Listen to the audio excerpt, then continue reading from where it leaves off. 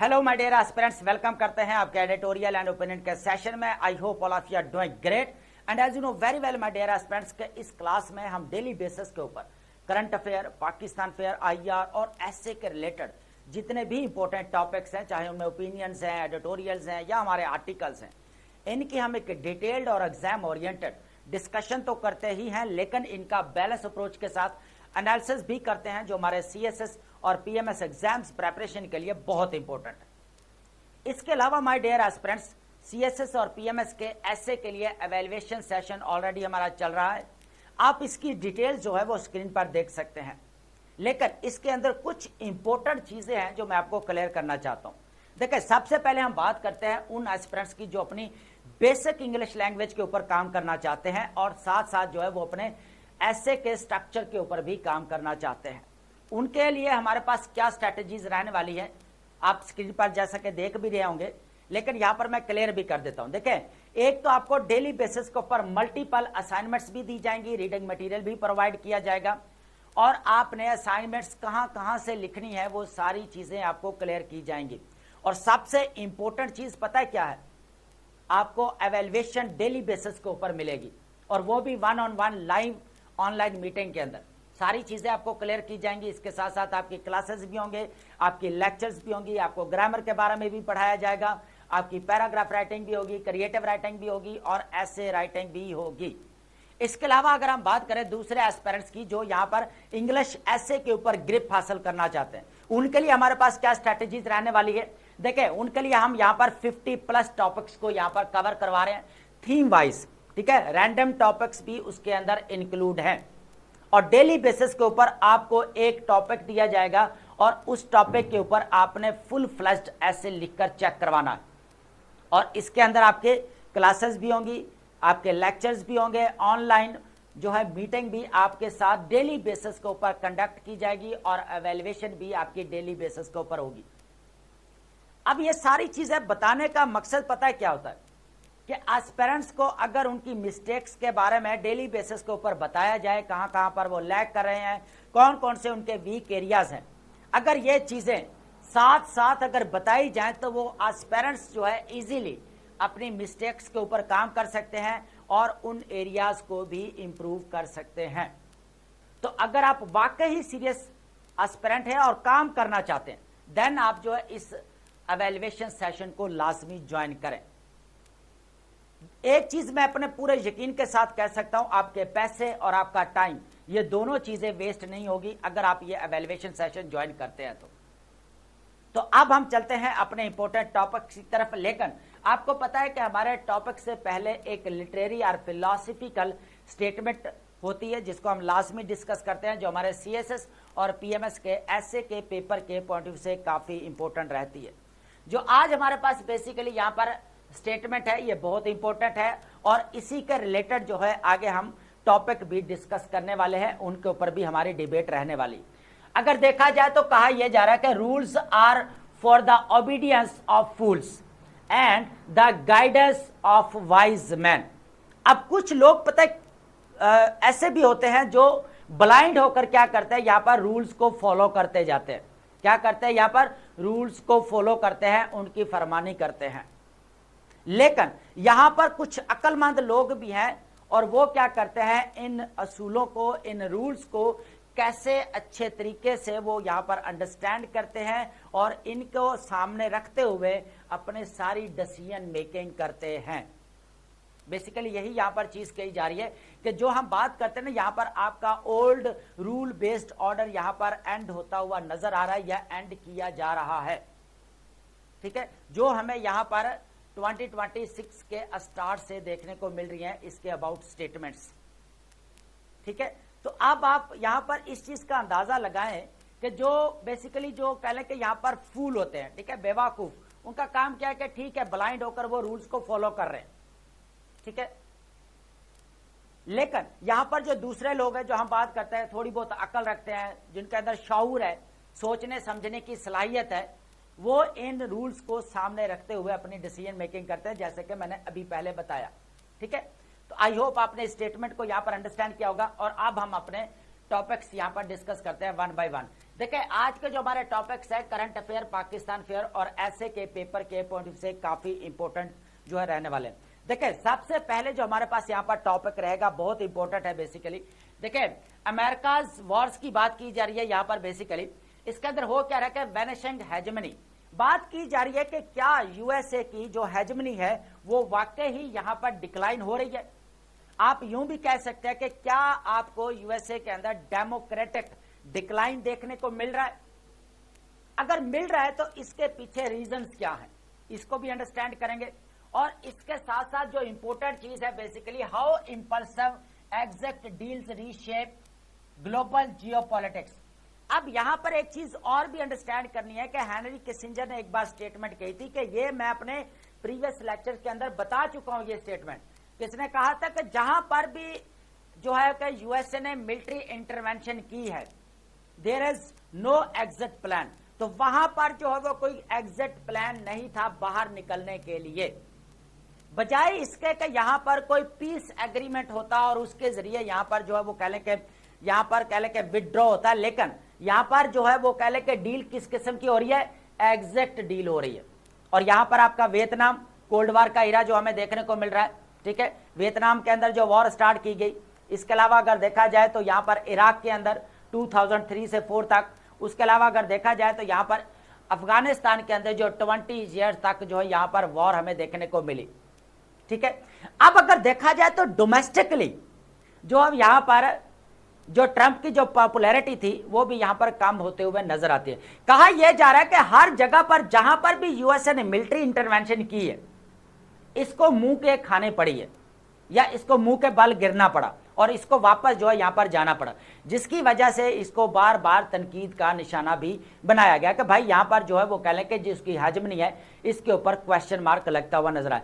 अब यहां पर अगर देखा जाए तो जो बाकी दो ग्लोबल पावर्स हमें देखने को मिल रही हैं, अगर चाइना की बात करें, रशिया की बात करें, तो वो इस चीज का यहां पर फायदा उठा रहे हैं। क्या हो रहा है कि यहां पर कह लें कि चाइना और रशिया और ईरान, इनके हमें और ज्यादा क्लोजनेस देखने को मिल रही है। इसके साथ साथ जो है नॉर्थ कोरिया भी है। अब ये चीज भी हमने प्रीवियस लेक्चर के अंदर इसको टच दिया था, लेकिन यहां पर हम जो है थोड़ा और कह लें कि एंगल से इसको डिस्कस करने वाले। सेकंड टॉपिक हमारे पास रहेगा जस्ट डोंट ऑब्जेक्ट।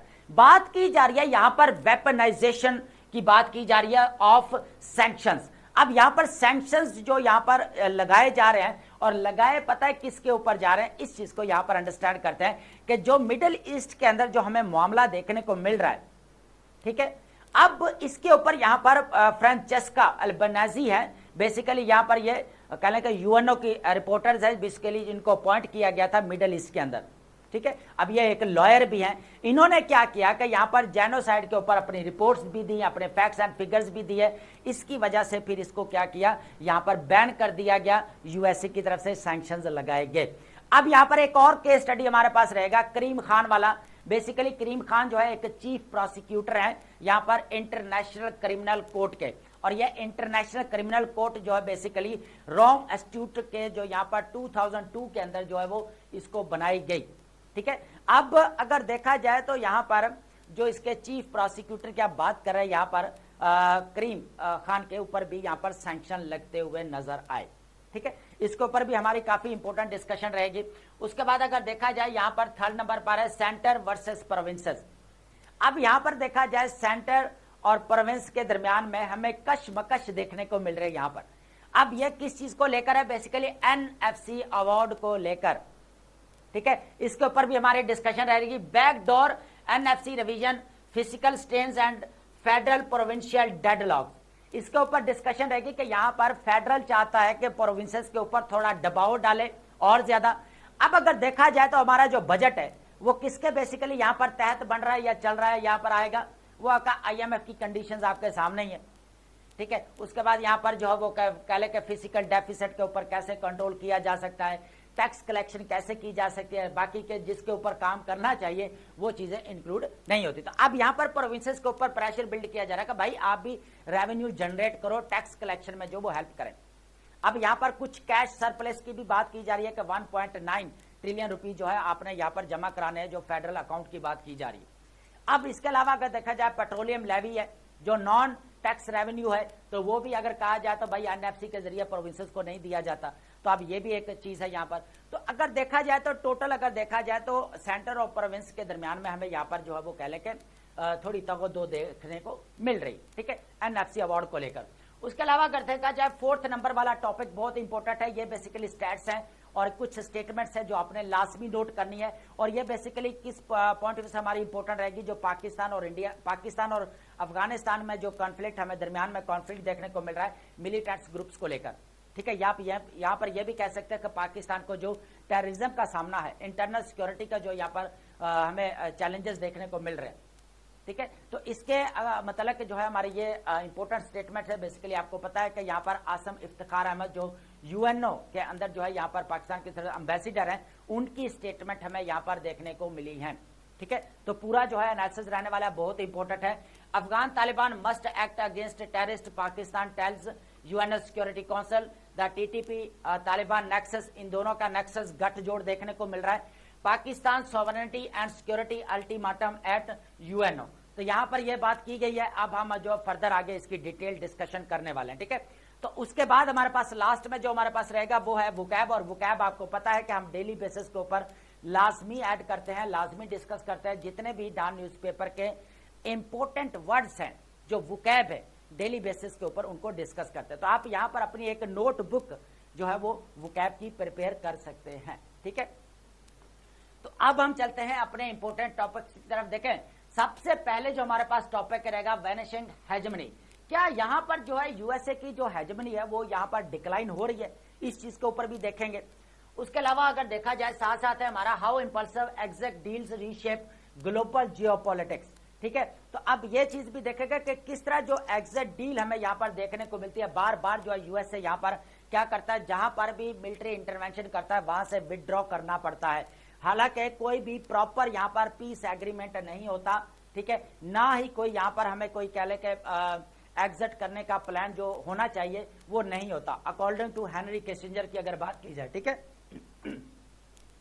सबसे पहले हमारे पास जो पॉइंट रहेगा यहाँ पर the strategic failure of USA Iran conflict. अब आपको पता है कि अनअचीव्ड वॉर ऑब्जेक्टिव्स। सबसे पहले तो यहाँ पर अगर बात की जाए तो अकॉर्डिंग टू मलिया लोधी साहिबा, तो उन्होंने भी यही बात की थी कि भाई अभी तक तो पहले के यूएसए के पास कोई क्लियर ऑब्जेक्टिव नहीं थे कि जिसके ऊपर जो है यहाँ पर जो है वो वॉर लड़ता और जीतता। यहाँ पर क्या होगा, सबसे पहले कभी रजीम चेंज की बात की गई, कभी प्रॉक्सी ग्रुप के ऊपर रेस्ट्रिक्शन लगाने की बात की गई, कभी न्यूक्लियर कैपेबिलिटीज को जो है यहाँ पर कम करने की बात की गई, यूरेनियम इनरिचमेंट के ऊपर यहाँ पर सैंक्शन लगाने की बात की गई, ठीक है। उसके अलावा अगर देखा जाए स्टेट ऑफ हॉर्मुज के ऊपर जो कंट्रोल है ईरान का, उसको कम करने की बात की गई, टोल को कम करने की यहाँ पर बात की गई। अब यहां पर बार बार जो है यहाँ पर यूएसए की तरफ से अगर कहा जाए तो कोई क्लियर जो ऑब्जेक्टिव होने चाहिए थे वो यहां पर नजर नहीं आते, बार बार जो है यहाँ पर स्टेटमेंट चेंज होती रही, ठीक है। एक चीज तो यहाँ पर ये हमें देखने को मिल रही है कि वॉर ऑफ द चॉइस, जो वॉर यहाँ पर स्टार्ट की जाती है बेसिकली वो इंतखाब है, अपनी चॉइस से की जाती है, लेकिन पीस या अमन जो है लेकर आना वो एक मजबूरी बन जाता है। यहाँ पर बात की जा रही है piece of necessity. The conflict is framed as a major blunder for Washington. यहाँ पर अब यहाँ पर पता नहीं था यूएसए को मैं अगर ईरान के साथ वॉर स्टार्ट करता हूं तो यहाँ पर मेरे ये गले का फंदा बन सकता है ना, तो वो अब फंस चुका है इसके अंदर। अब उसके डोमेस्टिकली अगर देखा जाए तो ट्रंप को यहाँ पर क्रिटिसिज्म का भी सामना करना पड़ रहा है, ग्लोबल लेवल के ऊपर भी करना पड़ रहा है, तो ये चीजें भी हैं, ठीक है। उसके अलावा अगर देखा जाए तो ट्रंप को आइसोलेशन का भी सामना करना पड़ रहा है। यहाँ पर यूरोपियन कंट्रीज है वो पीछे हटते हुए नजर आए। बाकी यहाँ पर अगर देखा जाए तो सिर्फ आज आकर जो है अभी जो है अरब स्टेट्स हमें यहाँ पर देखने को मिल रहे हैं, ठीक है। अगर देखा जाए तो उनके दरमियान में भी ट्रस्ट डेफिसिट देखने को मिल सकता है। जिस तरह यहाँ पर कह ले के जो सिक्योरिटी की जिम्मेदारी ली थी यहाँ पर यूएसए ने गल्फ स्टेट्स की, तो वो यहाँ पर सिक्योरिटी को भी यहाँ पर नहीं निभा पाया, उस रिस्पॉन्सिबिलिटी को भी यहाँ पर नहीं निभा पाया। क्यों? क्योंकि यहाँ पर ईरान ने क्या क्या डिफेंसिव अटैक किए, यहाँ पर यूएसए मिलिट्री बेसिस को यहाँ पर टारगेट किया गया जो गल्फ स्टेट्स के अंदर है, ठीक है। तो एक चीज ये भी है इनहैंस्ड ईरानियन डेटरेंस। यहाँ पर अगर देखा जाए तो ईरान और ज्यादा जो है यहाँ पर मजबूती के साथ यहाँ पर स्टैंड कर रहा है, ठीक है, बल्कि और ज्यादा वार को लॉन्ग कर रहा है ताकि यहाँ पर जो है वो कह के घुटनों के बल जो है यहाँ पर बैठाया जा सके। अब यहाँ पर स्ट्रैटेजीज की बात है, देखें सिमेट्रिकल वॉर इसी को तो बोलते हैं कि यहाँ पर जो मिलिट्री स्ट्रैटेजीज को बेसिकली यहाँ पर टारगेट किया जाता है कि एक ना एक दिन खुद ही यहाँ पर कंट्री या स्टेट जो थक हार कर बैठ जाता है और यहाँ पर उसको हार माननी पड़ती है। जियोपॉलिटिकल सुपर पावर सुसाइड की बात की जाए तो यहाँ पर जो फॉर्मर स्टेट डिपार्टमेंट के ऑफिशियल हैं मीरा रैप हुपर यहाँ पर कहते हैं कि बेसिकली ये सुपर पावर का एक खुद ब खुद अपने आप में एक सुसाइड था बेसिकली, कि इसको यहाँ पर स्टार्ट नहीं करना चाहिए था, ठीक है, इस वॉर को स्टार्ट नहीं करना चाहिए था। अब यहाँ पर क्या हो रहा है, रशिया अपनी जगह पर फायदा उठा रहा है इस चीज का, चाइना अपनी जगह पर फायदा उठा रहा है, चाइना रशिया और ईरान और ज्यादा क्लोज आ रहे हैं, नॉर्थ कोरिया भी इसके अंदर शामिल हो चुका है। तो इस तरह हमें यहाँ पर चीजें देखने को मिल रही है, जिसकी वजह से यहाँ पर यूएसए को आइसोलेशन का सामना करना पड़ सकता है। तो ये बेसिकली यहाँ पर जो है वो कह ले के स्टेटमेंट है मीरा रैप हुपर की, जो यहाँ पर फॉर्मर स्टेट डिपार्टमेंट के हमें ऑफिशियल नजर आते हैं, ठीक है। अब allowed Russia to score major geopolitical economic gain, यहाँ पर फायदा हुआ, रशिया को भी फायदा हुआ और चाइना को भी फायदा हुआ, एक चीज ये भी है। उसके बाद अगर सेकंड ऑप्शन बात की जाए यहाँ पर पॉइंट के बाद एग्जैक्टिव impulsiveness and the illusion of military might की अगर बात करें, अब यहाँ पर यूएसए को कहीं ना कहीं पर गरूर भी है, ह्यूब्रिस भी नजर आते कि भाई तकब्बर भी है, इकोनॉमिक पावर है, मिलिट्री पावर है, जिसकी वजह से वो अपनी एकदम से बैठा बैठा पॉलिसी को चेंज कर देता है, जो चाहे वो कर सकता है। माइट इज राइट, ठीक है। तो व्हेन माइट इज राइट तो यहाँ पर क्या होता है कि आपके जो राइट होता है वो बिकम्स फ्रेजल, तो यहाँ पर वो भी आपके जो राइट्स है वो भी यहाँ पर कमजोर होते हुए नजर आते हैं। एक चीज तो ये भी है, ट्रंप लैक स्ट्रेटजी, तो यहाँ पर अभी हमने बात की कि ट्रंप के पास कोई प्रॉपर प्लान नहीं था कि अगर हम ये वॉर लड़ रहे हैं तो क्या मकसद है, क्या ऑब्जेक्टिव्स है, लेकिन यही कहा जा रहा था अकॉर्डिंग टू इंटरनेशनल कह ले यहाँ पर experts, according to international media. अब यहीं पर यही बात की जाती है कि ये बेसिकली इजराइल की स्टार्ट की गई वॉर है, और यही बात यहाँ पर जो है वो जर्मनी ने भी की, केयर स्टारमर ने भी की यहाँ पर, और यहाँ पर जो चांसलर है फ्रेडरिक मर्ज ने भी यही बात की कि भाई ये नाटो का मिशन नहीं है, ये तो इजराइल का। अब ये चीजें वो हैं जो हम अपने प्रीवियस लेक्चर्स के अंदर बार बार डिस्कस कर चुके हैं, लेकिन यहाँ पर थोड़ा सा कनेक्टिविटी करने के लिए हमें यहाँ पर थोड़ा सा चीजों को रिकॉल करना पड़ता है। क्वेश्चन ऑफ ओवरमिलिंग पावर की अगर बात की जाए, देखें एक चीज तो है कि यहाँ पर इमेंस मिलिट्री इकोनॉमिक वेल्थ होने की वजह से, इकोनॉमिक वेल्थ भी है, मिलिट्री पावर भी है, लेकिन यही जो है इसकी सबसे बड़ी गलती होती है कि कहीं पर भी इंटरवेंशन करता है। 20 ईयर तक वॉर लड़ता गया, पता है कितना यहाँ पर इकोनॉमिक लॉस हुआ। उसका अलग अगर देखा जाए तो यहाँ पर बात की जाए $29 बिलियन जो है यहाँ पर लॉस हो चुका है।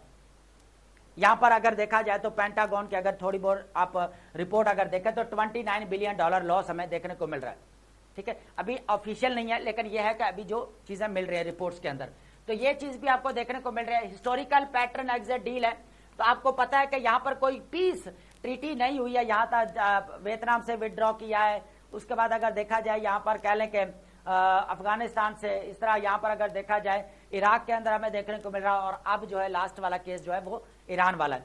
तो अगर देखा जाए तो यहाँ पर जो सिर्फ एग्जैक्ट डील ही यहाँ पर करना पड़ी और फौरन से जो है यहाँ पर यूएसए को विदड्रॉ करना पड़ा, तो कहीं ना कहीं पर यह चीज यहाँ पर जाहिर करती है कि ऐसा नहीं है कि कहीं ना कहीं पर जो है वो यूएसए की जो है वो कह लें कि जो हेजमनी है वो यहाँ पर डिक्लाइन हो रही है, क्योंकि इसके ऑब्जेक्टिव्स ये हासिल नहीं कर पाता, ठीक है। वापस इसको मुंह के बल जो है वो खानी पड़ती है और फिर इसको वापस विदड्रॉ खुद से करना पड़ता है, थक हार कर कि अब मेरा जानी नुकसान भी हो चुका है, माली नुकसान भी हो चुका है, तो अब मैं यहाँ पर विदड्रॉ कर लूं। तो यहां पर इसी चीज को बोला जाता है कि क्या यहां पर जो है वो कह ले कि यूएसए की जो हेजमनी है वो एक कह ले कि क्या यहां पर जो है डिक्लाइन हो रही है, ये एक क्वेश्चन मार्क है बेसिकली, ठीक है। अब बात करते हैं यहाँ पर सिस्टमिक करप्शन की बात करते हैं, निजाम के अंदर जो खराबी है, बेसिकली सिस्टम की बात की जा रही है, निजाम के अंदर खराबी of the USA public policy process, इस चीज को यहाँ पर आप अंडरस्टैंड करना। देखें सबसे पहले domination of the mass politics. अब यहाँ पर जो अलीट वाला जो इन्फ्लुएंस है ना फॉरेन पॉलिसी के ऊपर, वो यहाँ पर देखने को नहीं मिल रहा, बल्कि अब यहाँ पर किस तरफ शिफ्ट हो चुका है, यहाँ पर डोमेस्टिक मास पॉलिटिक्स, यहाँ पर जो मुकामी अवामी सियासत है ना, सारा जो है उसका दबाव हमें देखने को मिल रहा है, ठीक है। उसके अलावा अगर स्वे फॉरेन लॉबीज की अगर बात की जाए तो अब यहाँ पर बात की जा रही है कि जिस तरह यहाँ पर फॉरेन लॉबी का असर रसूख देखने को मिला यूएसए के ऊपर, ठीक है, और वो असर रसूख किसका था, यहाँ पर इजराइल का था, बेंजामिन नेतन्याहू का। तो सारी बात जो है यहाँ पर ट्रंप किसकी मान रहे हैं, बेसिकली यहाँ पर बेंजामिन नेतन्याहू की। जो वॉर स्टार्ट की गई वो भी आपके सामने ही है, ठीक है। तो अब यहाँ पर अगर देखा जाए तो यूएसए के अंदर बार बार एक ही चीज कही जा रही है कि भाई आप जो है यहाँ पर जो है वो कह लें कि ये तो वॉर यूएसए की है ही नहीं, वॉर स्टार्ट की गई यहाँ पर जो की गई है या जो पीछे इंटरेस्ट है या ऑब्जेक्ट है वो तो यहाँ पर इजराइल के है। तो ये चीज बेसिकली यहां पर कही जा रही है, ठीक है। अब यहां पर ट्रंप की तरफ से जो है यहां पर जो अपने ऑन इंटेलिजेंस और मिलिट्री चीफ्स थे उनको भी यहां पर इग्नोर किया गया और यहां पर प्रेफरेंस जो तरजीह दी गई बेसिकली वो यहां पर ये कहा जा रहा है बेंजामिन नेतन्याहू को। इकोनॉमिक्स ड्राइविंग रिट्रीट की अगर बात की जाए तो हमें यहां पर pull back from the conflict stems from domestic political vulnerability. अब जो इसको वापस यहां पर निकलना पड़ रहा है, यहां पर जाना पड़ रहा है, ये सिर्फ पॉलिटिकल वल्नरेबिलिटी की वजह से डोमेस्टिक लेवल के ऊपर। डेमोक्रेट्स यहां पर बार बार जो है यहां पर जो वो कह लेके ट्रंप एडमिनिस्ट्रेशन को क्रिटिसाइज करते हुए नजर आएंगे आपको, ठीक है। यहां तक कि आप रेजोल्यूशन भी उनकी देख सकेंगे, वो भी हमें यहां पर देखने को मिलेंगी।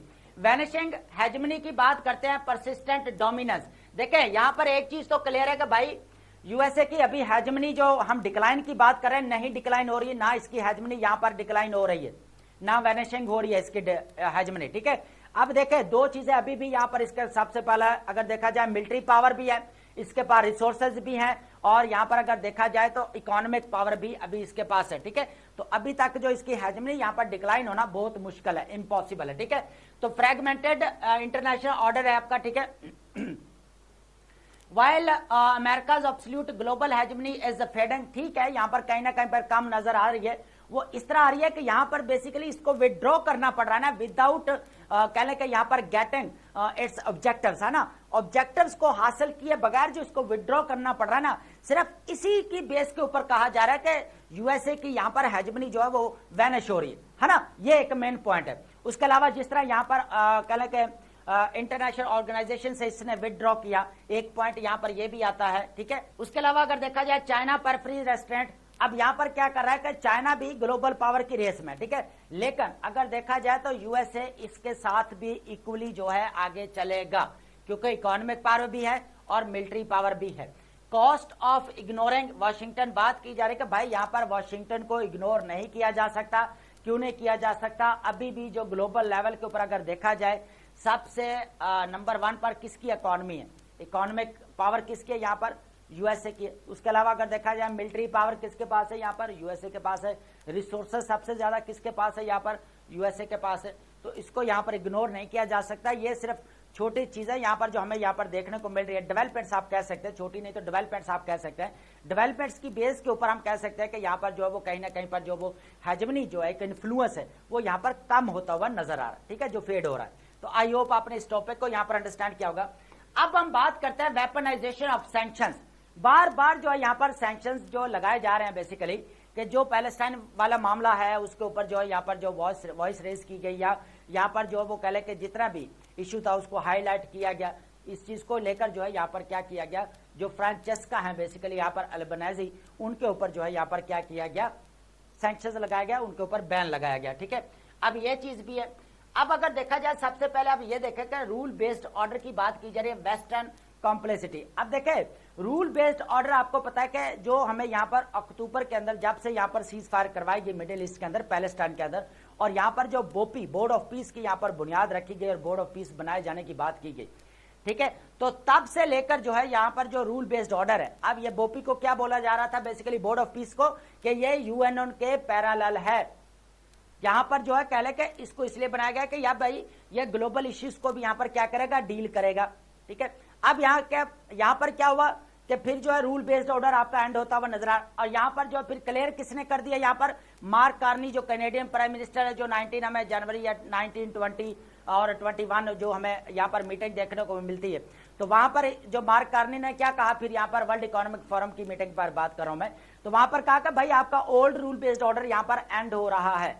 अब एंड यहां पर हो नहीं रहा, इसको एंड किया जा रहा है, एक सीधी सी बात है। अब यहां पर वो ग्लोबल पावर जो ग्लोबल इंस्टीट्यूशंस की यहां पर बुनियाद रखने वाली थी, मल्टीलैटरल इंस्टीट्यूशंस की बुनियाद रखने वाली, वही अगर यहां पर 60+ अगर यहां पर कह लें कि ऑर्गेनाइजेशन से विदड्रॉ करे, यूएसए की बात कर रहे हैं, ठीक है। तो अब यहां पर देखेंगे तो फिर जो है रूल बेस्ड ऑर्डर आपका यहां पर एंड होता हुआ नजर आया। कहीं ना कहीं पे मैं पहले भी बताता हूं कि यूएसए को लगता है कि आप जो है ना हमारी जो है ना यहां पर जो बात की जो थोड़ी होनी चाहिए, जो थोड़ी सी वर्थ, वो यहाँ पर कम होती हुई नजर आई यूएनओ के अंदर। तो उसने बोला चलो एक और ही हम यहाँ पर प्लेटफॉर्म बनाते हैं जहां पर हम ही डील करेंगे। अब आपको पता है कि बोपी को जो है यहाँ पर चेयर कौन करेगा आपका, यहाँ पर वो ट्रंप करेगा, हालांकि वो भी पेंडिंग में पड़ा हुआ है। लेकिन जैसे ही यहाँ पर जो अगर देखते हैं कि ईरान वाला मैटर यहाँ पर सॉल्व होता है तो देन फोकस उसके ऊपर जा सकता है। तो अगर देखा जाए कोलैप्स ऑफ इंटरनेशनल लॉ आपके सामने है, जो हम बात कर चुके हैं, तो यहाँ पर ऑलरेडी लॉ जो है आपके सामने ये वायलेट भी किए जा रहे हैं। और ये चीज यहाँ पर अकॉर्डिंग टू एंटोनियो गुटेरेस, उनकी तरफ से भी यह बार बार कहा जा रहा है कि जो इंटरनेशनल लॉ है उनको बार बार यहाँ पर वायलेट किया जा रहा है। वेनेजुला वाला केस आपके सामने ही है, तो उस वक्त भी यहाँ पर बोला गया, ठीक है। उसके बाद है इंटीमिडेशन ऑफ यूएन रिपोर्टर्स की बात की जाए, यहाँ पर बात की जा रही है, यहाँ पर फ्रांचेस्का अल्बेनीज़ी की बात की जा रही है, UNO special reporters for occupied Palestinian territories. तो वहां पर जो है इसको अपॉइंट किया गया था, तो इसने यहाँ पर जेनोसाइड के ऊपर काफी फैक्ट्स एंड फिगर्स रिपोर्ट्स अपनी पेश की, जिसकी वजह से के ऊपर इसको जो है यूएसए की तरफ से सैंक्शंस का सामना करना पड़ रहा है, ठीक है। अब ये फर्स्ट यहाँ पर UNO representative sanctioned by USA for detailing state and corporate complexity and genocide.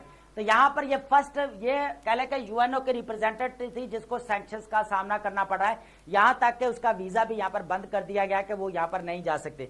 Scale of retaliation beyond financial freezes, ठीक है, ट्रैवल बैन कर दिया गया। अल्बेनीज़ी has faced severe personal pressure को भी किया जा रहा है, इसके हस्बैंड है उनको भी यहाँ पर इश्यूज का सामना करना पड़ रहा है, वो भी यहाँ पर बैंक वगैरह में काम करते हैं। उसके बाद डेथ एंड सेक्सुअल वायलेंस इस तरह की जो है यहाँ पर धमकियां वगैरह भी देखने को मिल सकती हैं। तो ये काफी कह लें कि यहाँ पर प्रेशराइज किया जा रहा है, बेसिकली सैंक्शंस का सामना करना पड़ रहा है, तो ये चीज भी है। तो आपका रूल बेस्ड ऑर्डर क्यों नहीं यहाँ पर एंड होगा जब इस तरह के सैंक्शंस हमें देखने को मिलेंगे, तो ये चीज बेसिकली यहाँ पर कही जा रही है। बात करते हैं यहाँ पर selective justice eight international criminal court की बात की जा रही है। अब ये मैंने अभी बताया कि ये जो आपका इंटरनेशनल क्रिमिनल कोर्ट है, इसको किसके अकॉर्डिंग बेसिकली बनाया गया था, यहाँ पर रोम स्टैट्यूट के मुताबिक इसको बनाया गया था, इसको 2002 के अंदर बनाया गया। अब इसके अंदर जो है वो कह ले कि बहुत सारे कंट्रीज ने इसको साइन भी किया, लेकिन इसके अंदर अगर देखा जाए तो 125 कंट्री की मैं बात कर रहा हूं, बेसिकली 125 कंट्रीज ने इसको साइन किया, लेकिन उसके अंदर पाकिस्तान, इंडिया, रशिया और चाइना यहाँ पर नहीं है। अब यहां पर आपने समझना यह है कि डबल स्टैंडर्ड वारंट्स की बात की जाए वेस्टर्न पावर्स, तो अगर यहां पर देखें इशू क्या रहा है कि यहां पर जो रशिया और यूक्रेन का जो मैटर हुआ यहां पर, तो रशिया के जो व्लादिमीर पुतिन है उनके अगेंस्ट भी यहाँ पर जो उनके फॉरेन मिनिस्टर शर्गी, उनके अगेंस्ट भी यहाँ पर वारंट जारी किए गए, यही इंटरनेशनल क्रिमिनल कोर्ट की तरफ से। अब ये चीज जब यहाँ पर आई यूएसए के यहाँ पर, तो यहाँ पर फिर जहाँ इजराइल को लेकर आई तो फिर यहाँ पर सैंक्शंस का सामना करना पड़ा, तो इसलिए बोला जा रहा है सिलेक्टिव जस्टिस, ठीक है। ये चीज है कि जब दूसरों के ऊपर तो आप करते रहे, अब अपनी बारी आई तो फिर सैंक्शन लगाना शुरू हो गए। तो रिटेलिएटरी अगर सैंक्शन देखा जाए in stark contrast when ICC turned its focus toward Israel, the USA aggressively sanctions chief prosecutor करीम खान, ठीक है। तो यहाँ पर चीफ प्रोसिक्यूटर है बेसिकली यहाँ पर आईसीसी के इंटरनेशनल क्रिमिनल जस्टिस कोर्ट के, क्रिमिनल कोर्ट के, तो इनको यहाँ पर सैंक्शन का सामना करना पड़ रहा है। तो अब यहाँ पर इजराइल की तरफ से यहाँ पर जब फोकस गया तो यहाँ पर सैंक्शन का सामना करना पड़ रहा है। अब यहाँ पर अगर करीम खान की बात की जाए, देखे करीम खान के अगर देखा जाए कि इनके दोनों भाई अगर देखा जाए तो ये मर्दान से हमें देखने को मिलते हैं, और इनका जो फादर है वो एक पठान है और इनकी जो मॉम है बेसिकली वो ब्रिटिश है। तो यहाँ पर अगर देखा जाए तो इनके भाई के ऊपर भी काफी ब्लेम है, इनके ऊपर भी काफी इल्जाम वगैरह है, तो वो एक पर्सनल चलिए वो इसके अंदर है टॉपिक के अंदर, लेकिन आपको पढ़ने की जरूरत नहीं है, इतना इंपॉर्टेंट नहीं है। जस्ट आप इतना रखो कि यहाँ पर जो चीफ प्रोसिक्यूटर है यहाँ पर आईसीसी के, उनको भी यहाँ पर सैंक्शन का सामना करना पड़ता करीम खान को, ठीक है। तो ये चीज भी है।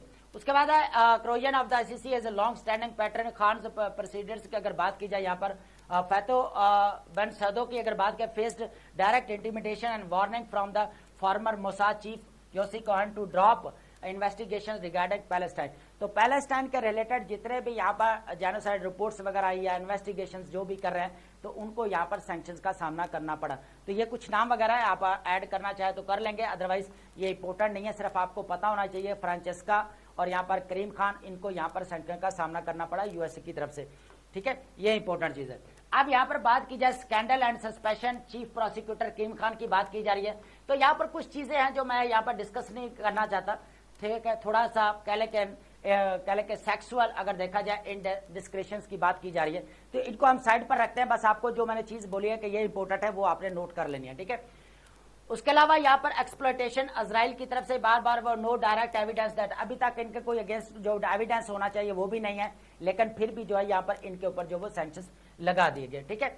उसके बाद केस फॉर स्टीपिंग डाउन अगर बात की जाए तो अगर legalistic nature of Khan's defence his brother prior criminal history and UK, ठीक है। The author suggest that regardless of the veracity of this claim claims it would be strategically best for Khan to permanently board। यहाँ पर कहा जा रहा है यहाँ पर जो है करीम खान को जो है यहाँ से हट जाना चाहिए इस केस को इन्वेस्टिगेशन वगैरह या जो भी चीजें, ताकि जो पैलेस्टाइन के ऊपर अभी जो मामला है या जो जेनोसाइड की चीजें देखने मिल रही है उसके अंदर कोई हड्डल पेश ना आए। तो यहाँ तक ये भी थोड़ी सी है, लेकिन आप ये ऐड ना ही करें तो इम्पोर्टेंट है। बाकी जो इम्पोर्टेंट है बस आपने वो केस स्टडी आपके पास आ गया एज ए रेफरेंस देने के लिए, वो आप नोट कर लेंगे, ठीक है। अब अगर देखा जाए तो यहाँ पर एपिकल रप्चर की बात की, तारीखी दरार बोला जाता है। एपिकल रप्चर का मतलब होता है तारीखी दरार।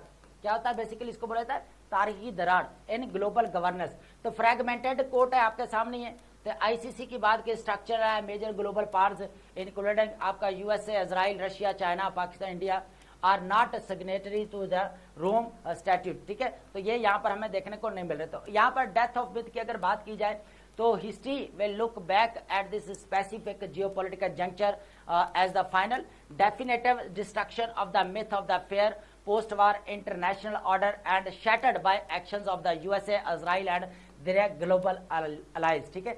तो अब ये पॉइंट्स आप ऐड कर सकते हैं कि इंटरनेशनल ऑर्डर कैसे आपका जो है यहाँ पर ओल्ड रूल बेस्ड ऑर्डर जो है यहाँ पर कैसे आपका एंड हो रहा है, या इंटरनेशनल ऑर्डर जो है कैसे आपका रिप्लेस किया जाए। तो आप जो है यहाँ पर केस स्टडी जो हमने दो यहाँ पर डिस्कस किए वो आप यहाँ पर ऐड कर सकते हैं, ठीक है। अब बात करते हैं कि यहाँ पर बैकडोर एनएफसी रिवीजन की बात की जा रही है। ये देखें इस टॉपिक का हम यहाँ पर ओवरव्यू लेंगे क्योंकि इसके अबाउट जो हम ऑलरेडी पहले भी काफी डिस्कशंस कर चुके हैं। अब मसला क्या चल रहा है इस मसले को हम यहाँ पर सिर्फ अंडरस्टैंड करने की कोशिश करेंगे। और फिजिकल इंपैक्ट की बात की जाए, देखिए आपको पता है यहाँ पर फिजिकल डेफिसिट हमें देखने को मिल रहा है, इकोनॉमिक क्राइसिस भी है, सारी चीजें हैं। अनप्रेसिडेंटेड डिले की अगर बात की जाए तो बजट यहाँ पर बार बार डिले किया जा रहा है। तो पीछे यहाँ पर क्या चल रहा है, एनएफसी अवार्ड को लेकर यहाँ पर डिस्कशन चल रही है, ठीक है। सबसे इंपॉर्टेंट चीज ये है स्क्वीजिंग प्रोविंसेस है, यहाँ पर बार जो है वो बार जो है यहाँ पर प्रोविंसेस के ऊपर प्रेशर बनाया जा रहा है कि आप भी यहाँ पर रेवेन्यू कलेक्ट करें बहुत ज्यादा, ताकि यहाँ पर जो फिजिकल डेफिसिट है उसके ऊपर कंट्रोल किया जा सके। एक चीज तो ये भी है, आपको पता है कि पूरा अगर देखा जाए यहाँ पर तो जो बजट है वो किसके अकॉर्डिंग है, यहाँ पर आईएमएफ की कंडीशंस आपको टर्म्स एंड कंडीशन देखने को मिल सकती हैं। उसके बाद provinces freeze their revenue shares from the federal tax divisible pool, ठीक है। अब यहाँ पर जो हमें डिस्ट्रीब्यूशन या तकसीम देखने को मिल रही है नेशनल फाइनेंस कमीशन अवार्ड, ठीक है, रिटर्निंग एनी एक्सेस रिसीट। तो यहाँ पर जितना भी ज्यादा होंगे यहाँ पर रकूम वगैरह होंगी तो वो वापस रेवेन्यू यहाँ पर करना पड़ेगा प्रोविंसेस को। एक चीज तो ये सरप्लस बर्डन की बात की जा रही है कि यहाँ पर जो 1.95 ट्रिलियन रुपीज जो है कैश सरप्लस जो है यहाँ पर प्रोविंसेस को जमा करवाने किसके यहाँ पर फेडरल अकाउंट में, किसके अकॉर्डिंग बेसिकली यहाँ पर बात की जा रही है नेशनल फिजिकल पैकेट के अकॉर्डिंग, ठीक है। तो ये चीज भी आप ऐड कर सकते हैं। उसके बाद structural failure and federal narrative की अगर बात की जाए, अब यहाँ पर कुछ इंपोर्टेंट पॉइंट्स है, ओवरव्यू मैं दे देता हूं। देखें हमने पीछे भी बात की थी कि एक आपका नॉन टैक्स रेवेन्यू वो होता है जो आप यहाँ पर क्या करते हैं पेट्रोलियम के ऊपर लेवी लगा कर जो है यहाँ पर रेवेन्यू जनरेट करते हैं, या उसके अलावा कोई सर चार्जेस है या सुपर चार्जेस लगाकर करते हैं, तो वो एनएफसी अवार्ड के अंदर इंक्लूड नहीं होते, ना ही वो प्रोविंसेस को दिए जाते हैं, वो फिर फेडरल के अकाउंट में ही रकम रहती है। तो यहाँ पर इस चीज को लेकर भी काफी डिस्कशन। डिबंकिंग फेडरल ब्लेम की अगर बात की जाए तो रिजेक्ट्स फेडरल नैरेटिव दैट, यहाँ पर अगर बात की जाए सेवंथ जो एनएफसी अवार्ड हमें देखने को मिल रहा है बेसिकली 2009 से देखने को मिल रहा है 2010 के से is the primary cause of the Islamabad physical distress, ठीक है। नॉन शेयरेबल लूपहोल की अगर बात की जाए तो ये हम यहाँ पर पेट्रोलियम लेवी की बात कर रहे थे जिसको यहाँ पर प्रोविंसेस के आगे फर्दर शेयर नहीं किया जाता, एनएफसी अवार्ड के अंदर इसको इंक्लूड नहीं किया जाता। रियल ड्राइवर्स ऑफ डेट की अगर बात की जाए, देखे असल बात यह नहीं है कि यहाँ पर एनएफसी अवार्ड के अंदर जो वो प्रोविंसेस को शेयर ज्यादा दिया जाता है। असल रीजन पता है क्या आती है, यहाँ पर जो मेन इश्यू आता है वो एक तो आपका टैक्स कलेक्शन है वो बहुत कम हो रहा है। यहाँ पर डोमेस्टिक सेक्टर की अगर बात की जाए तो एक तो आपका कह लेके टैक्स जो है वो बहुत कम यहाँ पर कलेक्ट हो रहा है। दूसरा अगर देखा जाए तो करेंसी डिवैल्यूएशन हमें देखने को मिल रही है। उसके बाद सीरियल बोरिंग बार जो यहाँ पर कर्जा लेने वाली हमें चीजें देखने को मिल रही थी। ये असल रीजन है यहाँ पर रियल ड्राइवर्स ऑफ डेट बढ़ाने की, ठीक है। ये नहीं है कि आप प्रोविंसेस को यहाँ पर ज्यादा हिस्सा दे रहे हैं जिसकी वजह से जो है यहाँ पर डेट आपका बढ़ रहा है, ऐसा भी नहीं है, ठीक है। Systemic revenue and tax system failure आपके सामने है, बाकी सारी चीजें।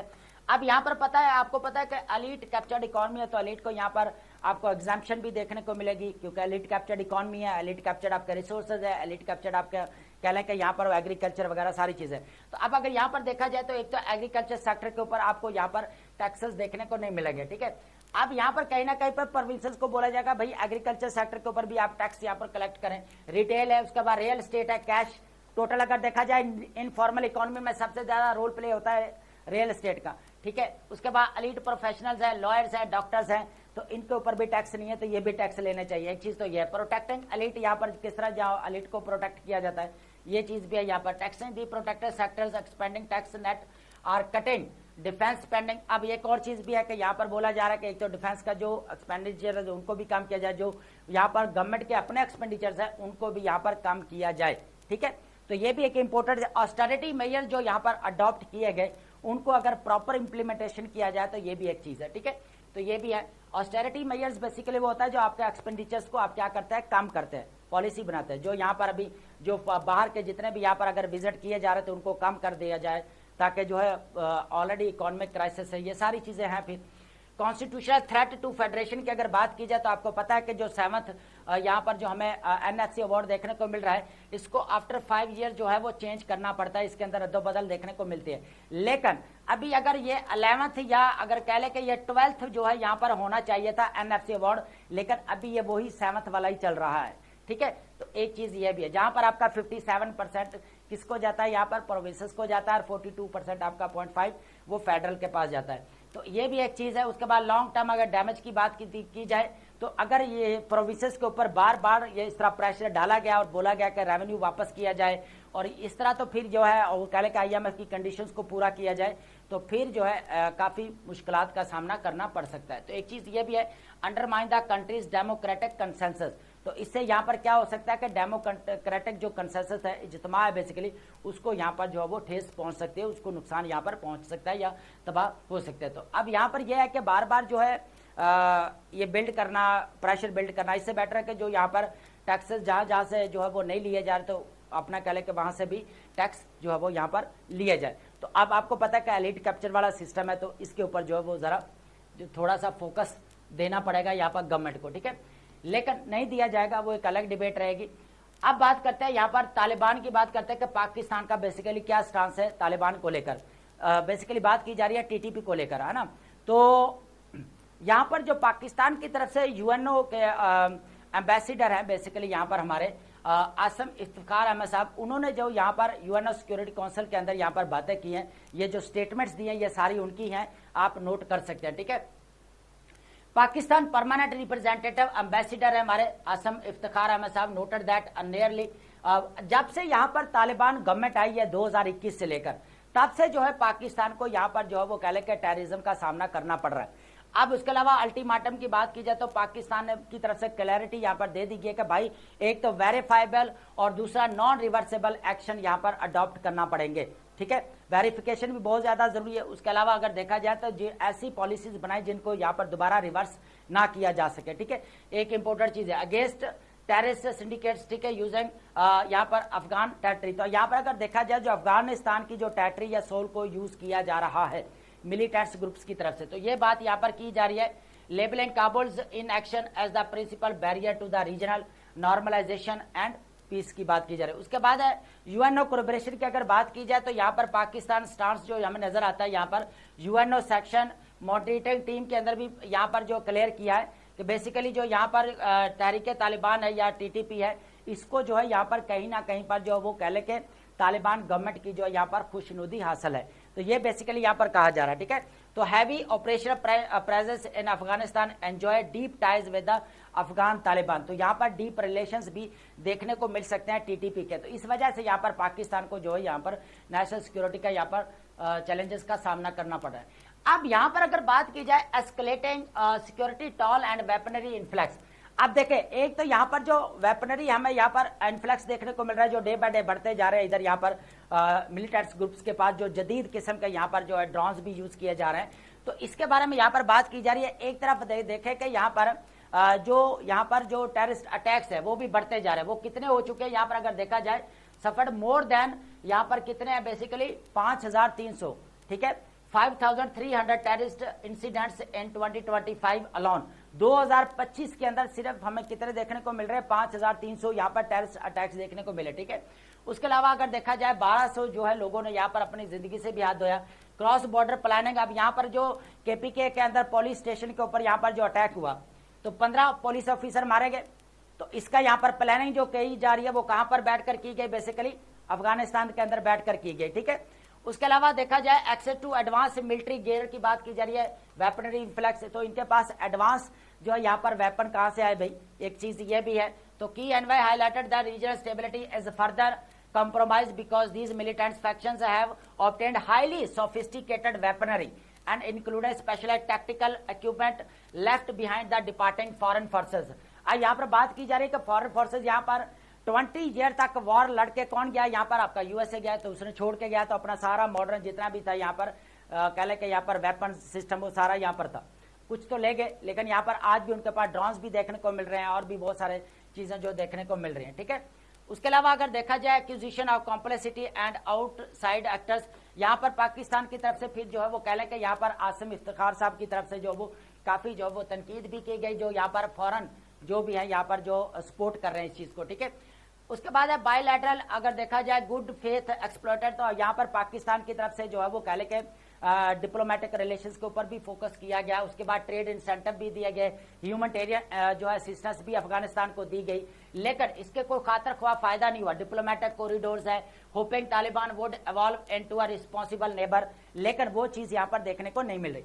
अब हो क्या रहा है कि एलिगेशन ऑफ नेक्सस जो हमें यहाँ पर देखने को मिल रहा है, टीटीपी यहाँ क्या कर रही है? बीएलए की बात की जा रही है, इस्लामिक स्टेट खरासान की बात की जा रही है, and the East Turkistan Islamic movement भी देखने को मिल रही है, ठीक है, जिनके साथ हमें यहाँ पर जो है वो इनके कनेक्शन देखने को मिल रही है, कहा जा रहा है बेसिकली, ठीक है।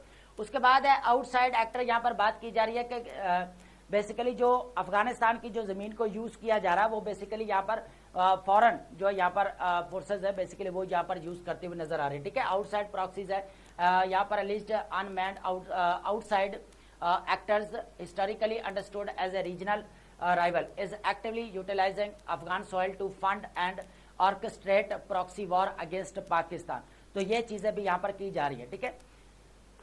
उसके बाद है self defence and criticism of UNO की अगर बात की जाए तो यहाँ पर पाकिस्तान ने, आपको पता है कि यहाँ पर जब से अफगानिस्तान के अंदर 2025 के एंड से अगर देखा जाए अक्टूबर के अंदर जो 48 आवर वार जो हमें देखने को मिली किसके दरमियान में? पाकिस्तान और अफगानिस्तान के दरमियान। उस वक्त किसने मेडिएटर रोल प्ले किया? यहाँ पर बेसिकली कतर ने मेडिएटर रोल प्ले किया था और दोनों के दरमियान में सुलह करवाई। उसके बाद यहाँ पर टर्की आ गया। टर्की के आपको पता है कि 3 राउंड हुए यहाँ पर इस्तांबुल के अंदर पाकिस्तान और अफगानिस्तान के दरमियान में, लेकिन उसका भी कोई खातर ख्वाह हमें फायदा हुआ नजर नहीं आया। इस तरह चाइना ने अपनी शटल डिप्लोमेसी बार बार जो है यहाँ पर जो है वो पॉलिसी को अपनाया, शटल डिप्लोमेसी पॉलिसी को अपनाया, लेकिन वो भी उसका भी खातर ख्वाह रिजल्ट नजर नहीं आया, लेकिन पाकिस्तान की तरफ से फिर भी यहाँ पर सराहा गया। उसके बाद अगर देखा जाए यहाँ पर push back against biased reporting है, तो यहाँ पर यूएनओ की कुछ रिपोर्टिंग भी ऐसी है कि उसके अंदर भी जो है यहाँ पर जो चैप्टर या सियाको सबाब होना चाहिए टेररिज्म को लेकर वो भी यहाँ पर जो वो इग्नोर होता हुआ नजर आया। कंडेमनेशन ऑफ इंटरनल पॉलिसीज की अगर बात की जाए, Pakistan blame the Taliban radical governance, तो अगर यहाँ पर जो तालिबान की तरफ से जो इंटरनल यहाँ पर पॉलिसीज है उसके ऊपर भी नहीं फोकस किया गया। Severe restrictions on the women's, ठीक है, उल्टा यहाँ पर क्या किया गया? वुमेन्स और गर्ल्स के एजुकेशन के ऊपर ही रिस्ट्रिक्शंस लगा दी गई। तो ये भी यहाँ पर सारी चीजें बेसिकली यहाँ पर जो वो कह लें बताई गई यहाँ पर आसम इफ्तिखार अहमद साहब की तरफ से जो हमारे परमानेंट रिप्रेजेंटेटिव है। तो ये जितनी भी हमने यहाँ पर स्टेटमेंट डिस्कस की है ये बहुत इंपॉर्टेंट है, इन स्टेटमेंट को आपने लाजमी ऐड करना है, ये हमारा काम आएगा। एक तो टेररिज्म के रिलेटेड अगर कोई टॉपिक आ जाता है तो पाकिस्तान की क्या पॉलिसी रही है, पाकिस्तान ने इंटरनेशनल फोरम के ऊपर किस तरह अपनी वॉइस को रेज किया, उसके अलावा पाकिस्तान अफगानिस्तान के दरमियान में जो मैटर हमें देखने को मिल रहा है तो पाकिस्तान ने क्या किया यहाँ पर, तो ये सारी चीजें आप ऐड कर सकते हैं, ठीक है। सबसे पहले हमारे पास वर्ड क्या रहेगा? Spearheaded. Spearheaded means क्या होता है? Led or initiated and effort or movement, basically क्यादत करने को बोला जाता है, लीड करने को बोला जाता है। तो इसका सिमिलर मीनिंग क्या बनेगा? लेड या इनिशिएटेड। ऑपोजिट क्या बनेगा? फॉलोड या लेगड, आप इसको बोल सकते हैं। सेकंड वर्ड हमारे पास रहेगा, बहुत इजी वर्ड है, वायरसिटी मीन्स क्या होता है? बेसिकली यूनिवर्सिटी टीम को बोला जाता है, या आप यूनिवर्सिटी इटसेल्फ को भी बोल सकते हैं इनफॉर्मल वे में, ठीक है। तो इसका सीमियर मीनिंग क्या बनेगा, यूनिवर्सिटी बोल सकते हैं या कॉलेज टीम, ठीक है। नेक्स्ट वर्ड हमारे पास क्या रहेगा यहाँ पर, एपिकल। एपिकल मीन्स क्या होता है, basically extremely important in history, जो तारीख के अंदर अहमियत का हामिल होता है उसको बोला जाता है मेकिंग एन एपिक। तो यहाँ पर आप बोल सकते हैं मोमेंटियस या हिस्टोरिक। ऑपोजिट क्या बनेगा, ट्रिवियल, बिल्कुल अदना सा, इनसिग्निफिकेंट, ठीक है। नेक्स्ट वर्ड हमारा बेसिकली यहाँ पर नाउन रहेगा एक्सनरेशन। एक्सनरेशन का मतलब होता है यहाँ पर कह लेते हैं यहाँ पर ब्लेम से बरी होने को बोला जाता है, बेसिकली इल्जाम से बरी होना है ना, क्लियरिंग समवन फ्रॉम ब्लेम और गिल्ट, ठीक है। उसके अलावा अगर एक्यूटल या विंडिकेशन बोल सकते हैं आप, तो इसका ऑपोजिट क्या बनेगा, कन्विक्शन या ब्लेम लगाना, ठीक है। एक्सनरेशन का मतलब क्या होता है, बेसिकली यहाँ पर इल्जाम से बरी होना, ठीक है। तो यहाँ पर क्या रहेगा, सिमरिंग। सिमरिंग बहुत इजी वर्ड है, बेसिकली स्लोली डेवलपिंग को बोला जाता है यहाँ पर। ऑफन, एंगर और टेंशन, ठीक है। ब्रूइंग या स्मोल्डरिंग बोल सकते हैं। ऑपोजिट क्या बनेगा, बिल्कुल कामिंग या सबसिडिंग आप इसको बोलेंगे। इसी तरह हमारे पास जो नेक्स्ट वर्ड रहने वाला है यहाँ पर सेजुलेस, बहुत इजी वर्ड है बेसिकली। सेजुलेस को बोला जाता है शोइंग ग्रेट केयर और एफर्ट को बोला जाता है, ठीक है। जो बहुत ज्यादा केयर करता है, एहतियात करता है, उसको बोला जाता है। आप मेहनती को भी बोल सकते हैं यहाँ पर, ठीक है। डिलीजेंट बोल सकते हैं, हार्ड वर्किंग को भी बोल सकते हैं, ठीक है। उल्टा क्या बनेगा, ऑपोजिट लेजी या केयरलेस को आप बोलेंगे। नेक्स्ट वर्ड हमारे पास क्या रहेगा यहाँ पर, ओवरवीनिंग। ओवरवीनिंग बहुत इजी वर्ड है, बेसिकली एक्सेसिवली प्राउड और एरोगेंट को बोला जाता है, जिसको बहुत ज्यादा तकब्बर हो, गरूर हो, उसको बोला जाता है एरोगेंट या कंसीटेड। ऑपोजिट क्या बनेगा, हम्बल या मोडेस्ट। नेक्स्ट वर्ड हमारे पास क्या रहेगा यहाँ पर, इम्बाक्ट। बहुत इजी वर्ड है, बेसिकली बिगेन और स्टार्टेड जर्नी, ठीक है। शुरू करना या आगाज करने को बोला जाता है कमेंस्ड या स्टार्टेड। ऑपोजिट क्या बनेगा, स्टॉप्ड या एंडेड। नेक्स्ट वर्ड हमारे पास सेकंड लास्ट रहेगा इनकॉन्ग्रुअस। इनकॉन्ग्रुअस बहुत इजी वर्ड है, not in harmony, out of place को बोला जाता है मिस मैच, जिसका बेसिकली कोई भी यहाँ पर जो है कोई मैचिंग हमें देखने को ना मिल रही हो, ठीक है। इनअप्रोप्रिएट आप बोल सकते हैं, गैर मुनासिब, ठीक है। तो ऑपोजिट क्या बनेगा, सूटेबल बनेगा या फिटिंग, जो बिल्कुल यहाँ पर फिट हो जाए, ठीक है। तो लास्ट में हमारे पास क्या रहेगा यहाँ पर, पेनोरी। पेनोरी मीन्स क्या रहेगा, बहुत इजी वर्ड है, बेसिकली एक्सट्रीम पॉवर्टी को बोला जाता है, शदीद किस्म की गुर्बत को बोला जाता है। तो डेस्टिट्यूशन बोल सकते हैं यहाँ पर, पॉवर्टी। ऑपोजिट क्या बनेगा, वेल्थ और एफ्लुएंस आप बोलेंगे, ठीक है, दौलतमंद को। तो आई होप आपने लेक्चर को अंडरस्टैंड किया होगा and thank you so much.